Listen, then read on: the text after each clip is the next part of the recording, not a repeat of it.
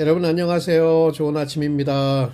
저희 지난번에 성경을 어떻게 이해할 것인가 전반부를 살펴보았죠. 오늘은 그 후반부를 함께 살펴보려 합니다.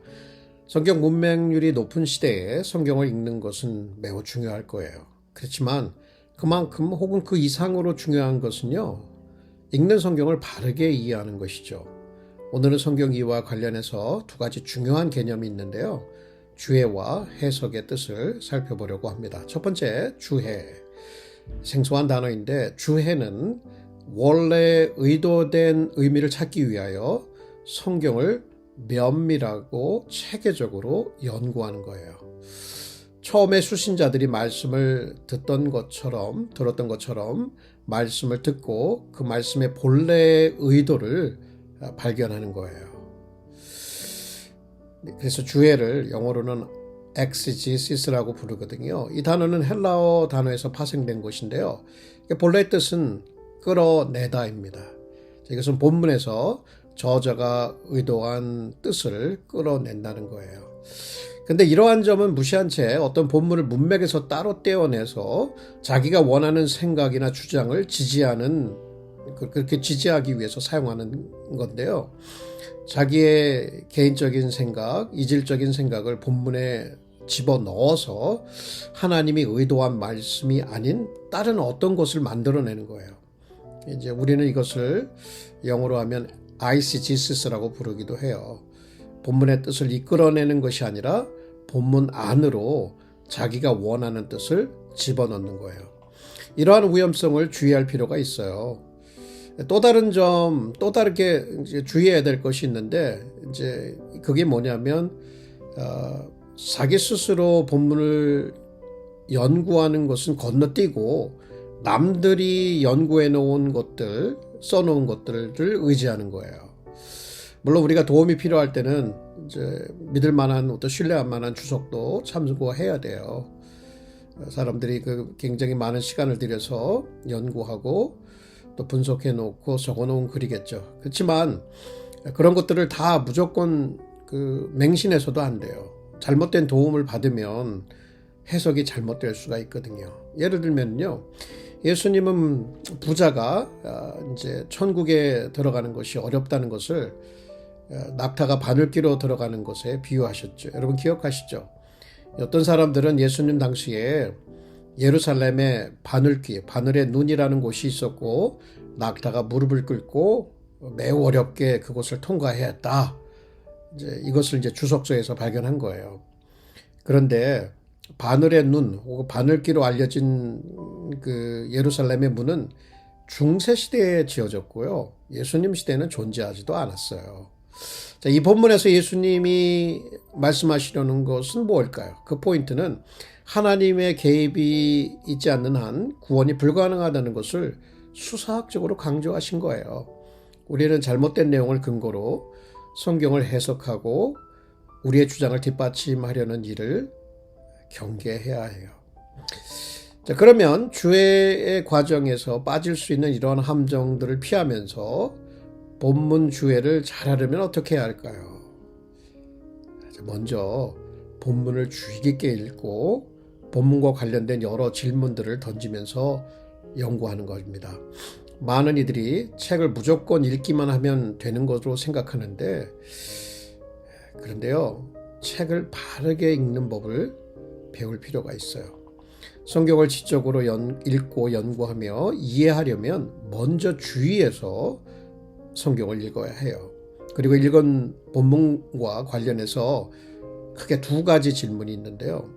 첫 번째는 문맥과 관련된 질문이고, 두 번째는 본문 내용과 관련된 질문을 던지고 답하는 것입니다. 첫 번째 고려해야 할 문맥은 역사적인 문맥이에요. 역사적인 문맥은 저자, 수신자의 시기와 문화, 저자가 살던 환경과 또 그와 관련된 지리, 지형, 정치적인 요소들, 또 책, 편지, 시편, 예언, 여러 다른 장르의 글이 쓰여지게 된 동기, 계기, 목적 등을 일컫는 말이에요.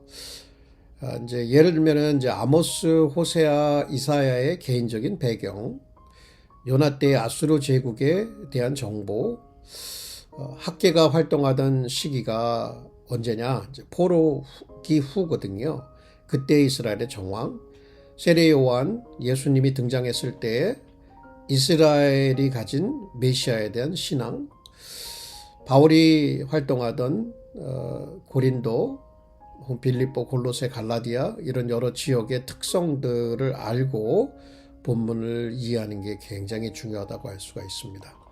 예수님 당시의 관습에 대해서 아는 것도 예수님의 비유를 이해하는 데 도움이 되죠.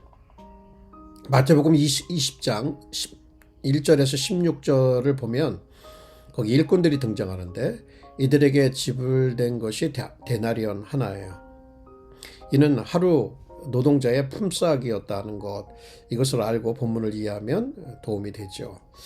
성경의 지형을 아는 것도 본문 이해에 중요하고 또 이러한 정보는 성경의 각 책을 주의하여 읽으면서 발견할 수도 있고 아니면 좋은 스터디 바이블, 성경 사전을 통해서 쉽게 얻을 수 있습니다.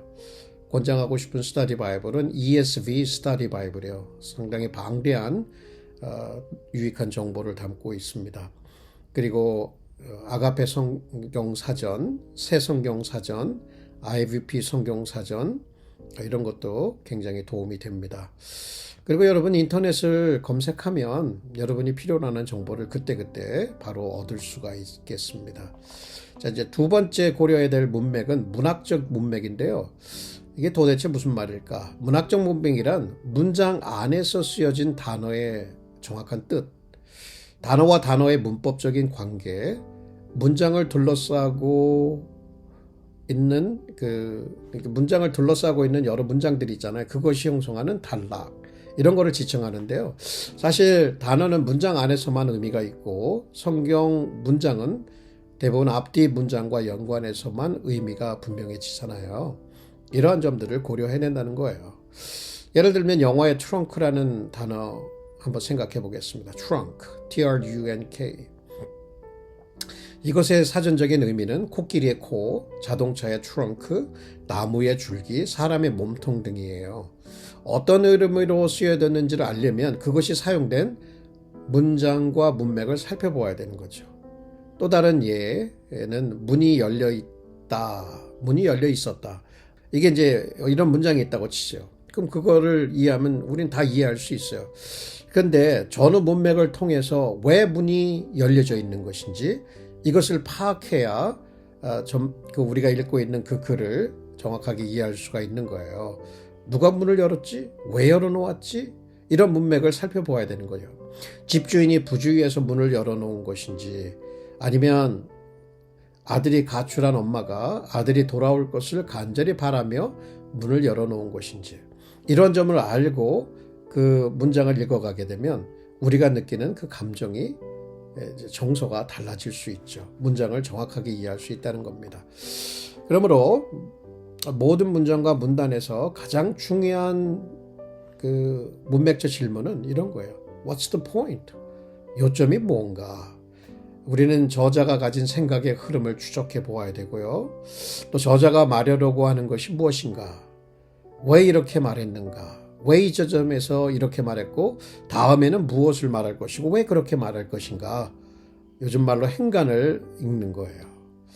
자, 본문과 관련된 질문들이 있어요. 첫 번째는 그 기록된 내용, 이제 그게 내용이 어떤 것인지, 그 내용 안에 단어의 의미, 문장 내에서의 문법적인 관계가 있고, 또 그 문화와 관련해서는 데나리온의 의미, 그 당시 이제 문화 혹은 그 실제적인 내용이겠죠. 안식일 여행의 거리, 구약에 나오는 산당과 같이 이제 역사적인 맥락에서 우리가 알아야 되는 것들이 있죠. 대부분의 경우 이러한 질문들은 여러분이 성경 본문을 내서 일반적으로 이제 묻는 질문이라고 할 수가 있어요. 한 가지 이제 예를 좀 들어볼게요. 바울이 고린도전서 5장 16절에서 비록 우리가 그리스도도 육체대로 알았으나 이제부터는 이같이 아니하노라고 썼어요. 여러분 육체대로라는 문구를 어떻게 이해할 건가요?